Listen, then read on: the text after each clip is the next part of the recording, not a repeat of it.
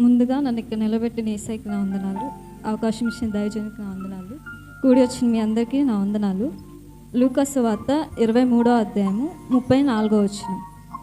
యేసు, తండ్రి వీరేమి చేయుచున్నారో వీరెరుగరు గనుక వీరిని క్షమించుమని చెప్పాను. ఈ మాటలు యేసుక్రీస్తు ప్రభువారు సిలువపై ఉన్నప్పుడు సిలువ వేసిన వారి కోసం పలికిన మాట. ఇది మొదటి మాట. మొదటిగా మనం మన గురించి ప్రార్థన చేసుకుంటాం. తర్వాత మన తల్లి గురించి, మన తండ్రి గురించి, వాళ్ళ గురించి మనము ప్రార్థన చేస్తాం. అక్క, చెల్లి, అన్న, తమ్ముడు వాళ్ళ గురించి మనము ప్రార్థన చేస్తాం. లేదంటే బంధుమిత్రులు, స్నేహితులు వాళ్ళ గురించి మనము ప్రార్థన చేస్తాం. ఇంకా లోతుగా వెళ్ళాలంటే ఎవరికైనా అనారోగ్యంతో ఉన్న వారి గురించి, అప్పులపాల్లో ఉన్న వారి గురించి, ప్రేయర్ రిక్వెస్ట్ గురించి, వాళ్ళ గురించి మనం ప్రార్థన చేస్తాం. కానీ యేసుక్రీస్తు ప్రభువారు సిలువలో తీవ్రమైన బాధలు పడుతున్నప్పటికీ కూడా తనను శిక్షిస్తున్న వారి మీద కోపం చూపలేదు, వారిని ద్వేషించను లేదు. వారు ఎంత అవమానించిన, ద్వేషించిన, దూషించిన, తన అంగీని చింపుకొని చీట్లు వేసినా కూడా వారి మీద కోపం చూపలేదు. వారిని క్షమించుము అని మాత్రం అన్నారు. వారి కోసము ప్రార్థించాడు, తండ్రికి ప్రార్థించాడనమాట. అసలు యేసుక్రీస్తు ప్రభువారు ఎందుకు సిలువ వేయబడ్డారు? ఎందుకంటే నీ కోసం, నా కోసం, మనందరి పాపాల నిమిత్తమే ఆయన సిలువ వేయబడ్డాడు. అయితే ఆయన ప్రేమ ఎంత గొప్పదో కదా. అసలు ఈ లోకంలో ఉన్న వారైతే మనకి చిన్న హెల్ప్ కూడా చేయలేరు. కానీ మన పాపాల నిమిత్తమే ఆయన మన కోసం సిలువలో మరణించడానికి కూడా మరణించాడు అనమాట మన కోసం.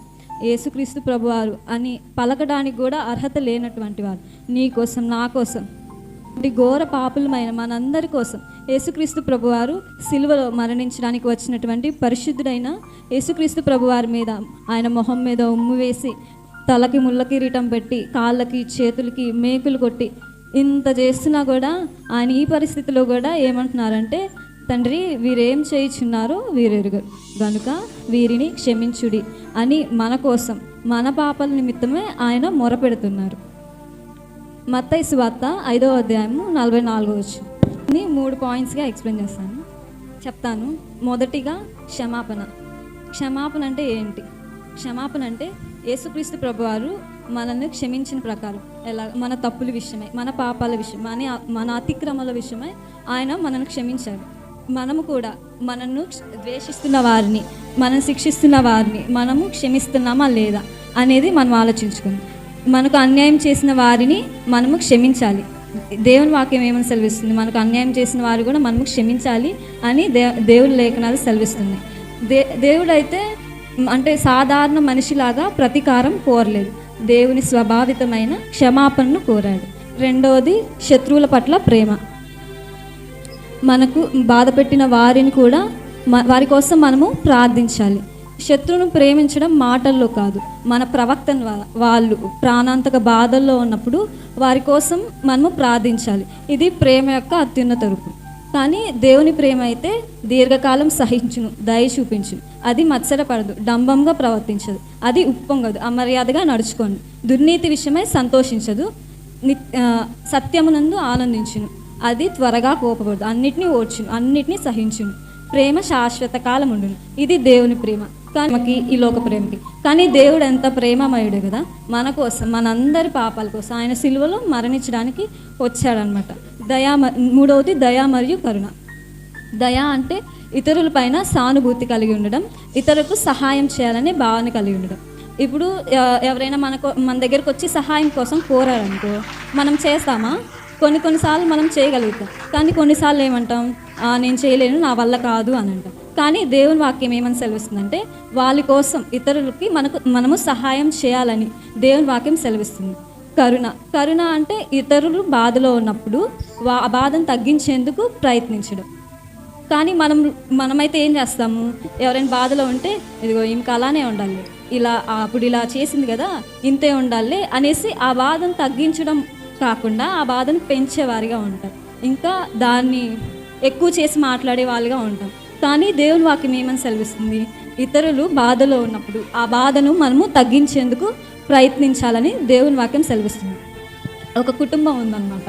అయితే తల్లి, తండ్రి, 2 కొడుకులు, 2 కమలాలు అనమాట.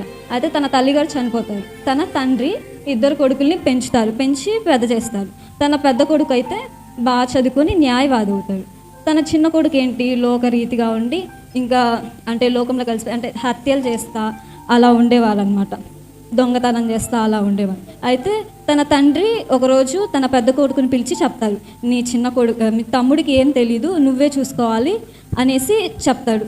చెప్తే ఇంకా తనకి హెల్త్ బాగోలేక చనిపోతారనమాట.